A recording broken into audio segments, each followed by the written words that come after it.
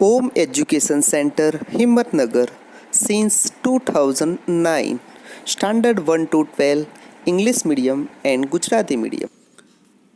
Dear students, let's start the poem Dust of Snow, Standard 10, English medium. I am Janaksi Rehwar from Om Education Center. Central idea of the poem. The Dust of Snow by Robert Frost is a small and simple poem with a deep meaning. It expresses the significance of small things in changing one's attitude. The poem explains that the little things in life can make huge changes in our future. It also reflects that hard times in the life will lead to the happier times if we can persist with it. So dear students, अब मैं आपको dust of snow के बारे में थोड़ा सा हिंदी में बताऊंगा। इसके जो पोएट है रॉबर्ट फ्रॉस्ट, उनका जन्म 26 मार्च 1874 को सैन फ्रांसिस्को में हुआ था। न्यू हैम्पशायर में खेती में कोशिश करने और विफल होने के बाद फ्रॉस्ट और उनकी पत्नी एलिनोर मिरियम 1912 में इंग्लैंड चले गए। या Frost Edward Thomas, Rupert Brooke और रॉबर्ट ग्रेव्स जैसे समकालीन ब्रिटिश कवियों से मिले और प्रभावित हुए थे। माना जाता है कि अब रॉबर्ट फ्रॉस्ट द्वारा डस्ट ऑफ स्नो के रूप में जाना जाने वाला कविता लंदन बूथ के दिसंबर 1920 के अंक में फेवर शीर्षक के साथ प्रकाशित हुआ था। इस कविता को बाद में यल समीक्षा के जनवरी 1920 के अंक में स्नो डस्ट शीर्षक के तहत पुनः मुद्रित किया गया था। आखिरकार इसे फ्रॉस्ट द्वारा कविताओं के प्रसिद्ध संग्रह में न्यू हैम्पशायर नामक संग्रहित किया गया था, जिसे वर्ष 1923 में प्रकाशित किया गया था। इस संग्रह ने पुलित्जर पुरस्कार भी जीता। Setting of the poem. यह कविता एक सर्दियों के दिन पर लिखी गई है। कवि जिस घटना का वर्णन कर रहे हैं वह कहीं और बाहर हो रही है, शायद अपने घर के पीछे। यह स्पष्ट है क्योंकि वह एक हेमलॉक पेड़ के ऊपर बर्फ का उल्लेख करता है, एक शंकुधारी पेड़ जो आमतौर पर पूरे उत्तरी अमेरिका में पहाड़ियों पर उगता है। Dear students, let's move to the first stanza of the poem. The way a crow shook down on me the dust of snow from a hemlock tree. The poet Robert Frost recounts a small incident that changes his mood. It seems very simple, but it has a great significance. The poet was once very depressed and hopeless. He was in a state of sorrow and was lost in his thoughts. He was standing under the hemlock tree. Suddenly, a crow that was sitting on the tree shook the tree, and the fine particles of snow from the tree fell on the poet. कविता की इन पंक्तियों में कवि एक शीतकालीन दिन का वर्णन करते हैं और वह बर्फ से घिरे रास्तों में चलते हुए उन पेड़ों के नीचे से गुजर जाते हैं जो कि बर्फ से पूरी तरह से ढके हुए हैं। जैसे ही चलते चलते कवि एक पेड़ के नीचे पहुंचता है और खड़ा हो जाता है। जब कवि पेड़ की ओर देखता है तो उसे ज्ञात होता है कि यह पेड़ तो हेमलॉक पेड़ है। यह उत्तर अमेरिकी शंकुधारी पेड़ था जिसे हेमलॉक कहा जाता था। इसकी गंध यूरोपीय पौधे की तरह प्रतीत होती है, जिससे हेमलॉक के नाम से जाना जाने वाला जहर बनाया जाता है। इसलिए इसके नाम के आधार पर इस पेड़ का नाम रखा गया था।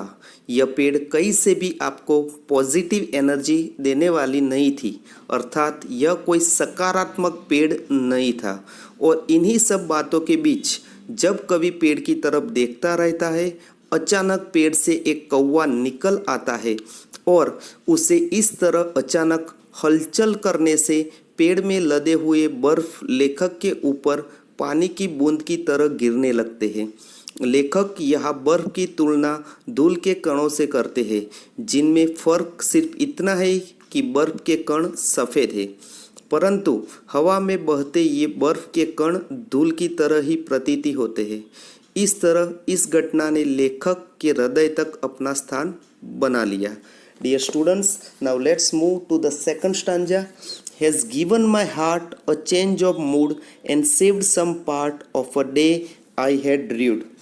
When the soft and cold snow fell on the poet, it changed his mood from the state of sadness to happiness.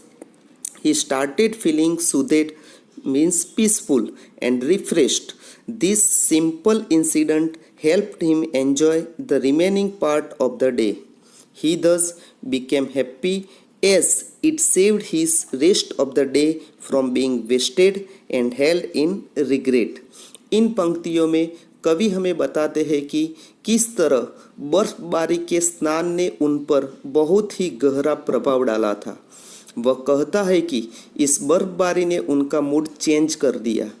उस दिन वह एक सुस्त या निराशाजनक मनोदशा में था और उस पर बर्फबारी गिरने से अचानक उसके दिल को चकित कर दिया और इस तरह उदासी की जगह उत्सुकता ने ले लिया। इसके अलावा बर्फ के स्नान का एक और प्रभाव था कि जो कवि के ऊपर पड़ा था। वह कहता है कि वह विशेष दिन कुछ खास नहीं था और इसी वजह से वह उस दिन में आगे कुछ खास उम्मीद भी नहीं कर रहा था।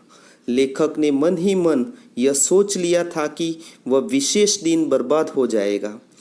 हालांकि उसके कंधे पर धूल की तरह बर्फ के स्नान ने उनका मन बदल दिया।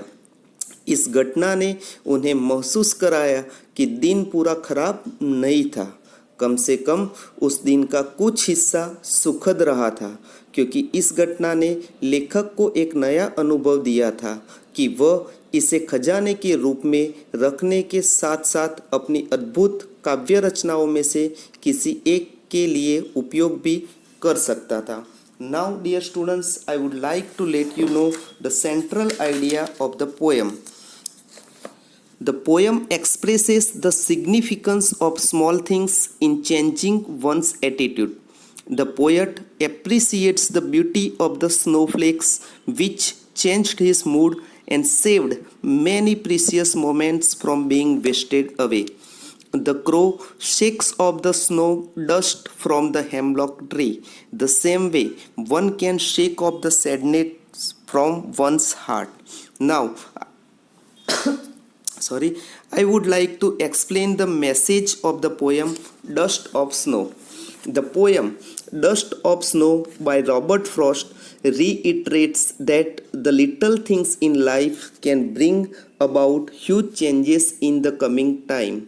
It also shows that if we can take the hard times of life in stride, eventually something will happen to change our situation into happier times. The simple things we do for others can make all the differences. Just think about those random acts of kindness we do and how much they brighten a person's day and sometimes change their future. Noticing and appreciating all the small things in life will make our life happier.